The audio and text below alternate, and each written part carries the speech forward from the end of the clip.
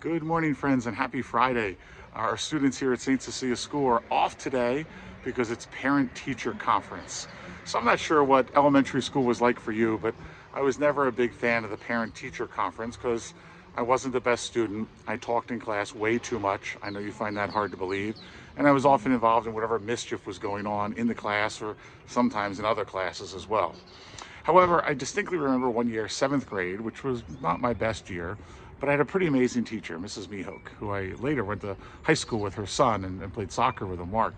But my mom went to the parent-teacher conference and came home and told me that Mrs. Mihok said what a pleasure I was to have in class, how cooperative I was, how helpful I was, that she saw great potential for me.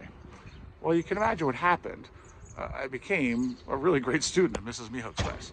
When I knew that the teacher saw my goodness, and maybe saw the goodness that I didn't even see, some amazing stuff began to happen. And I think it was one of my turnaround points in my educational career. I share that because in our first reading today, 15th chapter of Romans, Paul is saying to the Romans, I see your goodness. I see your amazing goodness. He's telling them that, not to lie to them, not to snow them, right? But because we're created in God's image, and God created us good because God is good. Friends, see your goodness. See the goodness that overflows because you've got the life of God within you. You've got the mark of God on you. Live it. It'll make today much better. God be praised.